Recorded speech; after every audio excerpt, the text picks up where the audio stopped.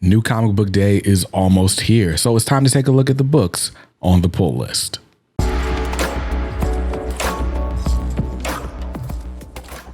Welcome back to Comics Are Dope. I'm BJ Kicks, and this is the pull list. This is my weekly video series where I take a look at all the books coming out, and we'll talk about which ones I'm most excited for, some that I'm a little less excited about. We'll even talk about new trade paperbacks hitting the market for this week in Comics Wednesday, October 1st, 2025. Yes, the first new comic book day in August, the last new comic book day before... No, it's not. New York Comic Con is next weekend, and there will be one more new comic book day before then. But the point is, there are some heavy hitters on the pull list this week. There are a lot of series debuts, and there's a lot to get started with. Before we do, I got to give a huge shout out to the sponsor of today's video, and that is you, potentially. We are raising money to upgrade the equipment around here. As you can see, we are filming this video on a new camera. I want to give a huge shout out to Ashton M for donating this camera he had lying around to the channel. Although it's meant for vlogging and like kind of out and about stuff, I'm testing it out in studio today. See if I can make it work as an upgrade in the meantime, because it's got autofocus. Like, look at this. Now you see the thing. Now you see me. Anyway, so this is an upgrade over the camera I had before. So that's really amazing. So shout out to Ashton, and shout out to all of you who have been purchasing items from the Comics Are Dope shop as part of this sale. Also, huge shout out to Princess Leia because she donated to the Buy Me a Coffee link last week and was the only person to do so. So because there was only one technical entry into the drawing for this week's $50 Panel Bound Comics gift card, I'm actually going to award two of them. I'm going to award one to Princess Leia, and I'm going to award another to Ashton M, since he donated this camera. We're going to count that as an entry, and you both win the prize this week because I couldn't pick one of you over the other. So if you're counting at home, that means there are only 6 gift cards left to go.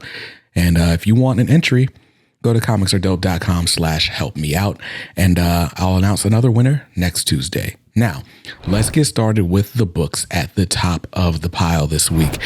First up is Speed Racer, issue number 3. Speed Racer, written by David Pepose with art by David Tinto. This book is really good. I think, it's no secret that I'm a big fan of David Pepose's work. And traditionally or typically what I'll tell you is that David Pepose knows how to make a fun comic book. And that's true. All the David Pepose titles that are out right now, there's Space Ghost, there's Captain Planet, both of those over at Dynamite, and we've got the Speed Racer over here. And there's some other stuff coming up in the future that I'm excited about, but they're all fun books. You have a good time with all of them. What I love about Speed Racer that I don't necessarily feel in the other works is this sense of like tension. There is a tension that you feel reading Speed Racer. I guess it's inherent to the name, but Speed Racer is just a fast-paced book with high stakes, and you're kind of constantly living in this moment of, is he going to win? Is he going to achieve his goal? Is he going to discover that Racer X is out there lurking? And that's kind of the subject of issue number 3. It looks like Racer X is going to make himself known to Speed in some real ways. And I don't know if that means he's going to reveal his identity. Probably not this early in the game. But I have really been enjoying it. Like, to take a concept as campy as my brother faked his death and follows me around as a guardian angel, and to make it feel like Racer X has his own trajectory and he's going to kind of interweave, their paths are going to interweave at different times. That's crazy, super interesting. I'm really enjoying it. But yeah, I've been trying to find better language to explain why I like this book. And it really is that tension. Like, this whole book just feels like it should be like, dun, dun, dun, dun, dun, dun, dun. I don't know.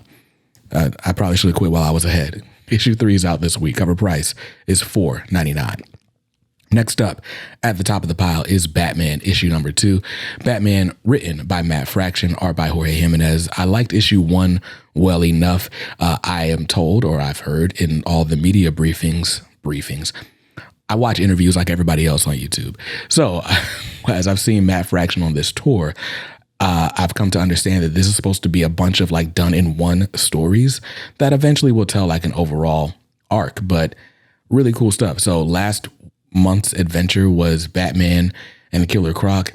This time Tim Drake is showing up for an appearance, and I'm excited to see like what Batman and Robin adventures look like under this new writer. I don't know how we square that with the fact that there's also a Batman and Robin book that features Damian Wayne, but hey, I won't ask questions if you don't ask questions. Cover price on issue 2 is $4.99. Next up, the return of Ghost Machine to the top of the pile. We got Rook Exodus, issue number 7. Now, for those of you that, are looking for a place to jump in, this is a perfect book. This could have been in the On the Radar segment, but this is written by Jeff Johns, art by Jason Fabok, just in time for New York Comic Con. I'm kind of sad I'm not going to go this year because I would love to get my Rook Exodus trade and this issue 7 signed. But anyway, Rook Exodus, if you didn't catch the first wave, basically they're doing these 6-issue story arcs, but they're not renumbering when they start a new story arc. So issue 7 is basically a new chapter of the Rook Exodus story. There was this planet that got terraformed by this company called Exodus. They had people basically abandon Earth. Earth was dying, so they had a new planet. And then apparently this planet started to show signs of fracture as well. And so Exodus just like up and jumped ship, just left. And they left several people behind as well as animals. So in the first chapter, we found there was a struggle. There was a bit of a struggle. And what we thought was these people are going to struggle so that they can leave the planet. And it turns out they're going to stick around Exodus or this planet for quite some time. So the next story arc is going to be opening up this world a lot more, trying to see if there are any more people left behind and, just how far we can expand. I am very, very excited to see this. Like the art in this series in the first 6 issues was really, really good. I don't expect it to be anything less. It's Jason Fabok, so duh. But the story, the world building, all of it was just a really immersive experience. And I feel like we need that in comics. There's so much that feels predictable. This does not. I love it. Cover price on issue 7 is $3.99. And the last book at the top of the pile is another one from Ghost Machine. This is The Rocketefellers, issue number 9, written by Pete Tomasi and Francis Manapul. I believe Francis Manapul is back on art this time around. Last month, there was a fill-in artist for most of the issue. The Rocketefellers, about a family from the 25th century who basically helped to invent time travel, kind of. And so time travel is a thing in this world that they live in. And they invented something that basically in the wrong hands could end the world. And so, of course, this family's trying to avoid this invention getting into the wrong hands. It feels very much like something like Fantastic Four, where you have that family, but all the family has these really cool abilities. Last month's issue was a bit of a flashback to simpler times for everyone in the family. So it gives us more information about their motivations. And now we're kind of in this race against time to see like if the main adversary is going to catch up with the Rockefeller family and find them hiding in our present day. Very fun stuff. I really like this book, and I'm glad that I finally caught up on it. Cover price on that is $3.99. And that's it. Those are the books at the top of the pile. Those are the ones that I am most excited to read, and they are waiting for me at my LCS, Fight or Flight Comics in Raleigh. Now, let's talk about some new series that are coming out this week that should possibly be on your radar. Yes, on the radar is new number ones, new story arcs, new jumping on points for you in case you are looking for something fresh to get into. And we're going to start with Roots of Madness, issue number 1. Roots of Madness is written by my homie Stephanie Williams, and it's got art. Who is on the art? Is it Juliet Neca? I should have written this down. The cover artist is Juliet Neca, but the artist on the series is Letizia Catanici. This is the creator-owned debut of Stephanie Williams. Everything she's done prior to now has been on some, big two or licensed property, like Street Sharks last week. Did you enjoy that? I enjoyed that. Anyway, but this is a book that is basically going to be a horror book. Issue 1 doesn't start out feeling very horrific at all. This is about a young woman named Etta, whose mother was kind of an herbalist in the community. This is a period piece, so it's like at the early 20th century. And so it kind of, Etta being one of the first people in her family that's like allowed to go to school and really learn chemistry and all this stuff, she's using this science knowledge that she has or that she's building to continue in the tradition of her mom, who found herbal remedies and cures for all these things. There is a sinister force at work that Etta's going to come face to face with as she's also learning more about her past and about things that her mom never quite taught her about when she was coming of age. Really interesting. I really liked the debut issue, despite it like having, but despite my head knowledge that this is going to turn horrific at some point, this book just felt like a warm hug. And I'm excited for you guys to try it out and see what you think of it. But Roots of Madness issue number 1 is out this week with a cover price of $4.99. Next up is Starship Godzilla issue number 1. Starship Godzilla from IDW Entertainment or IDW Publishing. I never know which one to call it, but Starship is written by Chris Gooch with art by Oliver Ono, letters by Hassan Otsman Alal. That dude letters everything, and his letters always look different and interesting depending on the project. Anyway, this another book set in this Kaisei era of Godzilla, and this is people. Oh wow, okay. So there are kaijus in space. And so there is a group of people like hunting space kaijus inside of a starship that looks like Godzilla. They're inside of a mecha Godzilla. That's really interesting. I am not super huge into kaiju, as you may have heard me say several times on the channel already. I'm enjoying regular Godzilla. The Escape from Planet Dead Zone is also really interesting too. This is interesting. I'm going to keep my eye out for this. I might just try out issue 1 and see how things go. But Starship Godzilla issue 1 out this week. Cover price is $4.99. Next up is Good Devils Don't Play Fair with Evil issue number 1. That is quite the mouthful. This is written by David Brothers and it's got art by Nick Dragata. And that's probably, they probably are collaborating more than just like, oh, this guy did words, this guy did art. They're probably all doing a little bit of everything, or at the very least co-plotting the story. And I picked this really because the cover looked super interesting, but I'm going to read a little bit of the synopsis for you. So, who will rule the roost in the post-apocalypse? Will the greatest boxer alive actually live up to his self-proclaimed legend? And just who will survive in America? That's a Gil Scott-Heron quote. Anyway, it's $5.99. It's 64 pages, and there are 3 separate stories in this one issue. So that sounds interesting. Cover price on that, like I said, is $5.99. Next up from DC Comics is Absolute Evil, issue number 1. Now, we're about to hit the DC KO event, and I can't lie, I'm fairly lukewarm on DC KO, but we know that somehow the Absolute Universe is going to kind of collide with the regular DC Universe at some point. And in the meantime, this is sort of a 1 year in special, if you will. So we're getting a whole bunch of villains. Did the camera stop recording? Okay, camera's getting hot.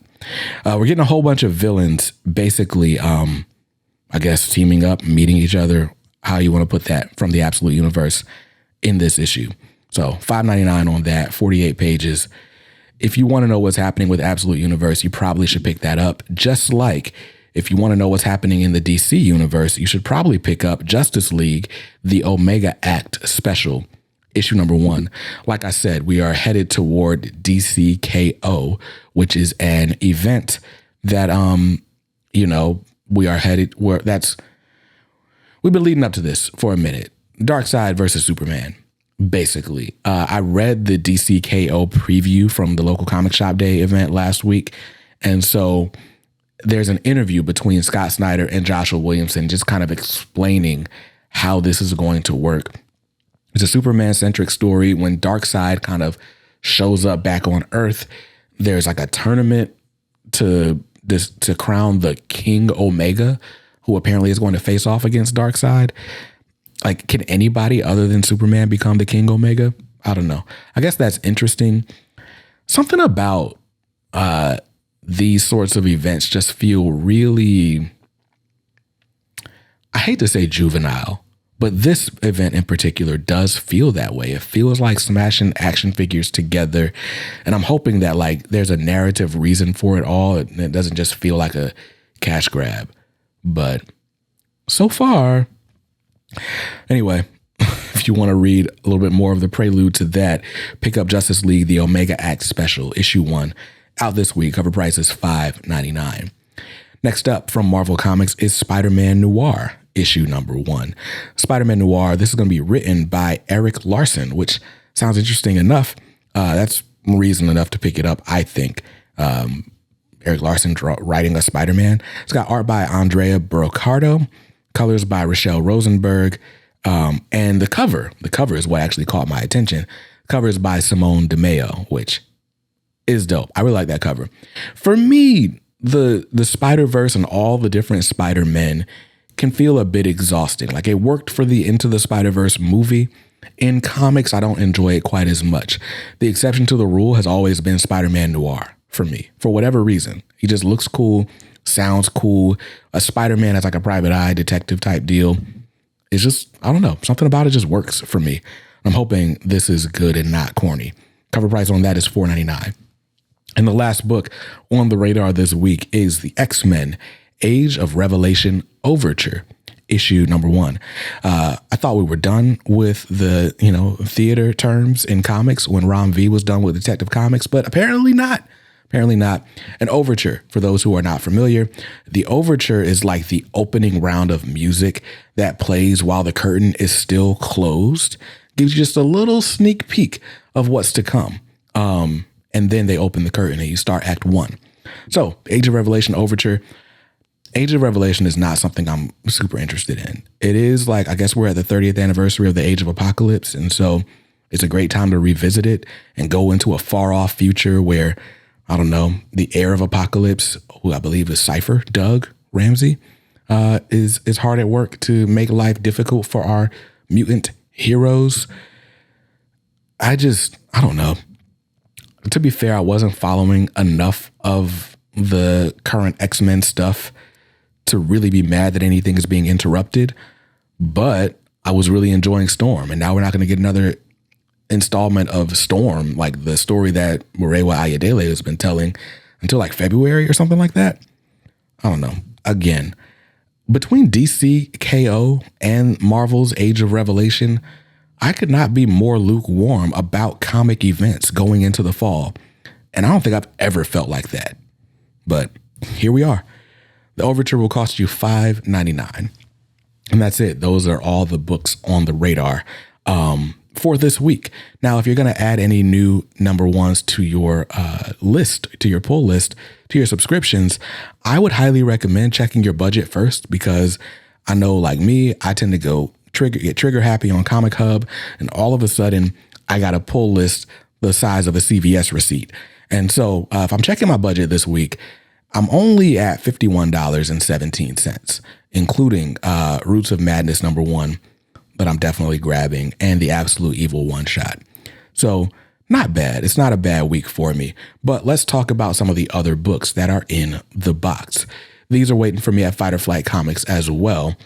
A lot of times the books that are further down my pull list are books I'm not caught up on.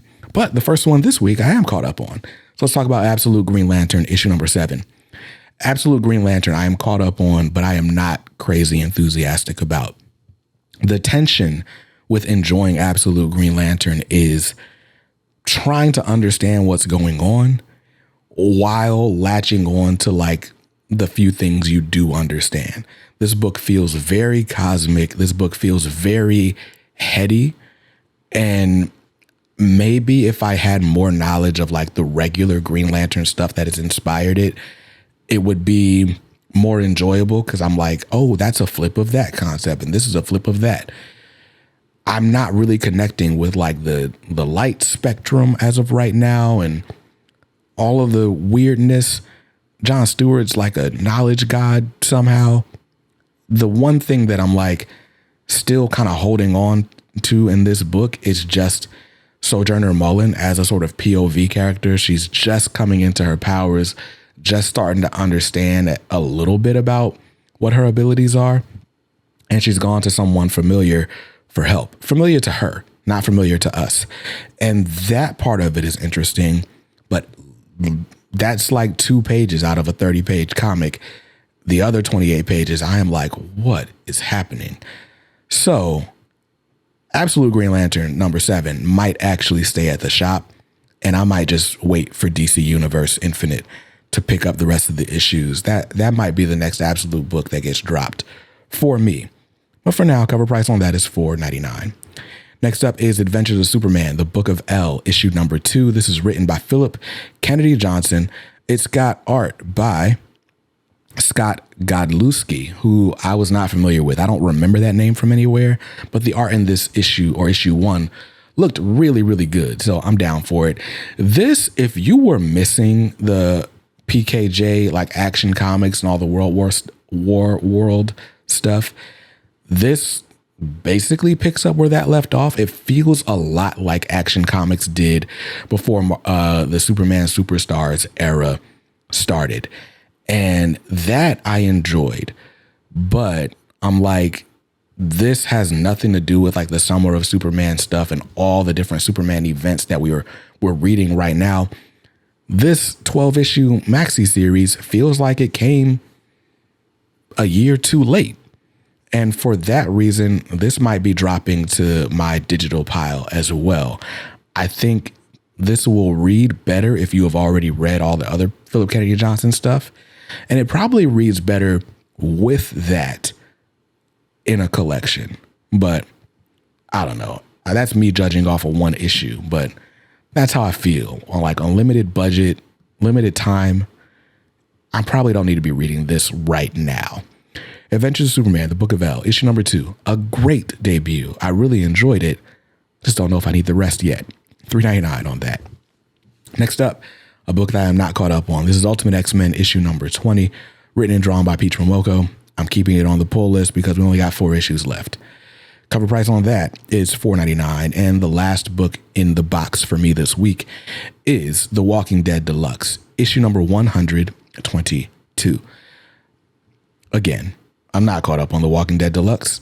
I don't think I even bought it with the intention of reading it immediately as it came out. I just wanted to own The Walking Dead in color. And here we are, 121 issues later.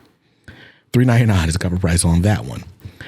And that's it. That's everything that's in the box. Those are the books waiting for me at my LCS, 2 of which I might put back on the shelf and, pick up a new #1. Maybe I'll pick up Spider-Man Noir with that money.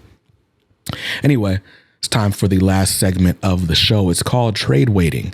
For those of you who are not Wednesday warriors, who don't find yourselves in the comic shop on a super regular basis, here are some stories that are being recently newly collected. That's what I was trying to say. That's how Connected came out. Anyway, newly collected stories. You can get a nice chunk of story in one paperback book for a pretty reasonable price. First up is Godzilla versus the Marvel Universe, the trade paperback.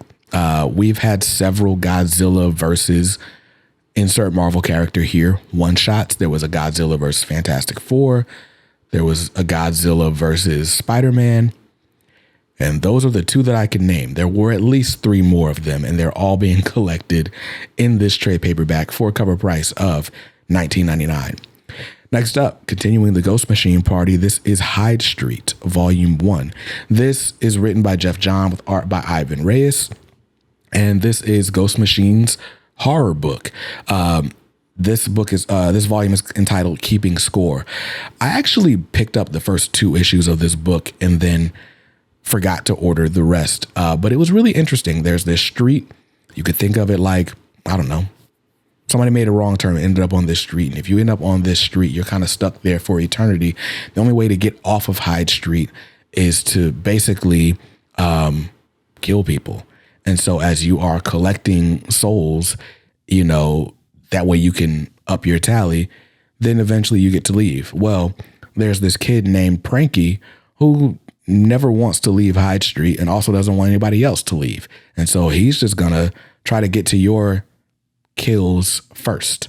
And that's really interesting. There was him. And then I can't remember what the other guy's name was, but he was like a failed marketing executive who was trying to get back home, but he can't because Pranky keeps, running amok. So really interesting. I'm probably going to buy this first volume because I want to see the story through, but I don't know that I need to pick it up monthly. Cover price on it is $14.99.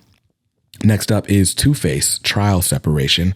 The Two-Face series, this came and went fairly quickly. It felt like, I don't know. I don't know what it was about.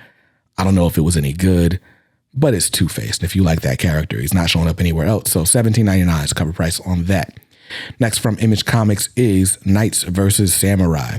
I remember hearing that this was a very, sort of accurate to history account of knights and samurai, which is interesting in and of itself. I'm actually trying to find the listing so I can read it to you. So Knights versus Samurai is about, all right, I'm over this. League of Comic Geeks is so frustrating to do on a iPad as opposed to a computer. Just know Knights versus Samurai is only $12.99. So check it out. And lastly is Predator versus Spider-Man from Marvel Comics this week.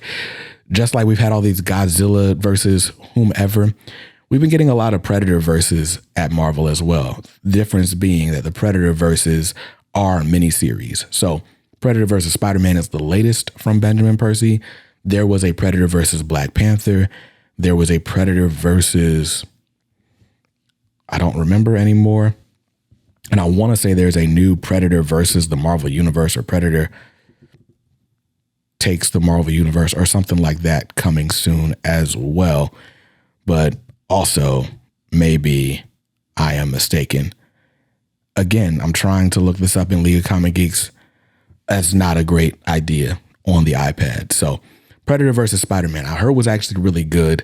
Cover price on this trade paperback is $15.99. So that's going to do it for this episode of the Pull List. Another huge shout out to Ashton for donating this camera for me to use. I think this is going to be the move until I buy something else.